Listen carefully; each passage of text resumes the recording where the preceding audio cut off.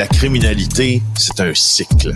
Et tu vois, le nouveau procès va se dérouler sans qu'aucun témoin ne se présente à la barre. L'histoire des criminels racontée par l'unique journaliste d'enquête, Félix Séguin. Salut Félix. Bonjour Mario. C'est un procès très chargé politiquement, vraiment au cœur de toutes les questions de droits et libertés. C'est le gouvernement du Québec, la ministre Caroline Proulx, qui était ministre du Tourisme à l'époque, qui avait refusé l'accès au centre des congrès à un groupe religieux. Exactement. Et là, si on en croit Dominique Lelièvre, le journaliste du Journal de Montréal qui suit cette affaire, et on le croit, Caroline Proulx a déclaré hier à son procès qu'elle reprendrait exactement la même décision avec aussi peu d'hésitation.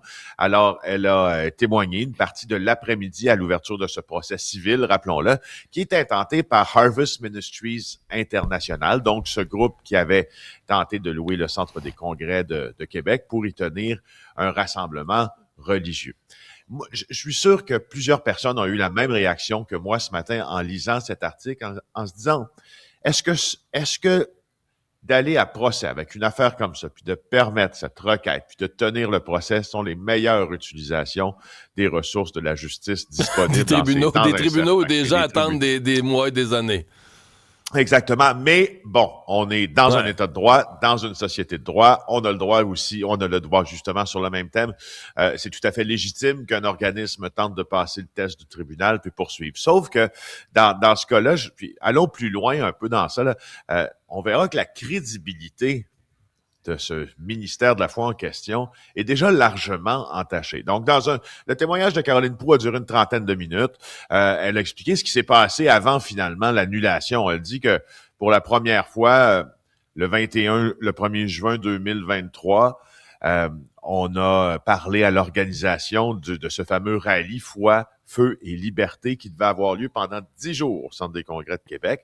Alors là, Caroline Proulx et sa chef de cabinet, affirme-t-elle, se rendent sur un site web associé au promoteur. Puis on pouvait lire sur ce site web, entre autres, que l'avortement a fait de l'utérus de la mère l'endroit le plus dangereux pour un enfant au Canada.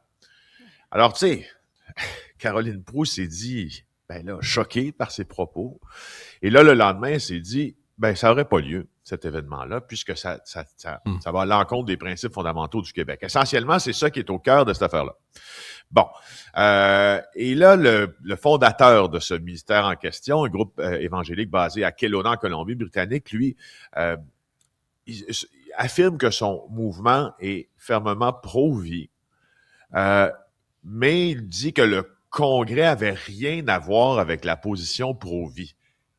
Écoute, tu sais, t'es un mouvement, l'organisateur du mouvement est pro-vie, puis tu dis, non, mais ça n'a pas rapport avec cette position-là. Non, mais c'est juste qu'en termes de mettons, est-ce qu'on aurait loué au Parti communiste? Je te lance, ou un mouvement communiste. Mettons, des profs d'université, puis des communistes les plus radicaux, disent, nous, on veut louer une salle. On a l'argent, on va payer, ça coûte 1000 $, la salle, on te donne le 1000, on veut la salle. Parce que là, on pourrait dire, c'est des gens qui sont contre toute forme de propriété privée, c'est contraire complètement à nos principes, tu sais, à nos croyances. C'est plus ça. Est-ce que, là, je pourrais t'en nommer, j'ai pensé communiste, mais toutes sortes de radicalisme très, très, très minoritaires dans la société, très radicaux, tant qu'ils propagent pas la haine. Puis après ça, mais là, j'ai entendu dire, OK, mais là, parce que c'est comme une société d'État, là, le centre de congrès, les centres de congrès.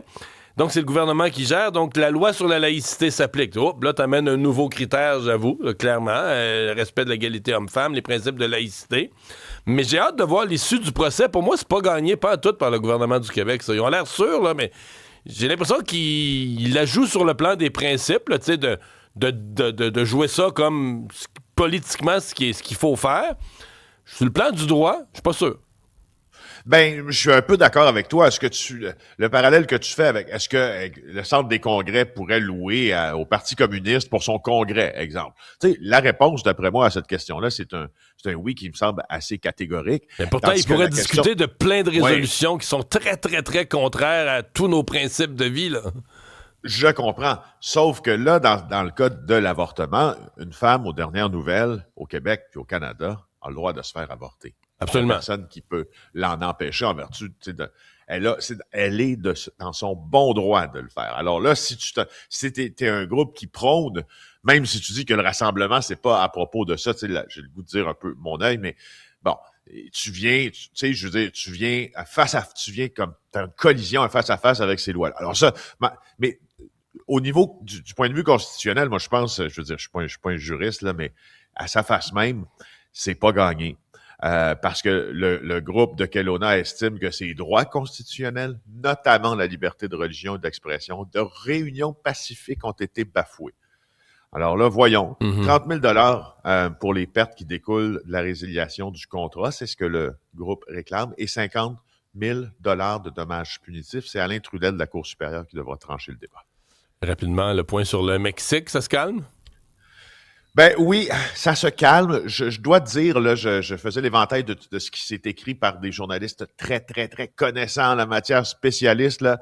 Donc, Puerto Vallarta, c'est le retour au calme. Guadalajara, c'est le retour au calme aussi. Donc, la capitale de l'État du Jalisco, chef-lieu du cartel de Jalisco, nouvelle génération. Au cours des prochains jours, par exemple, moi, je suis pas d'avis que ce calme-là est nécessairement, là, annonciateur d'un calme à venir aussi.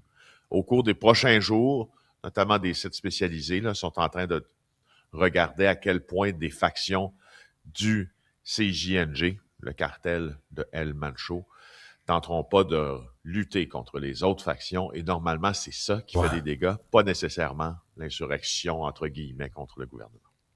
Merci Félix, à demain. Au revoir.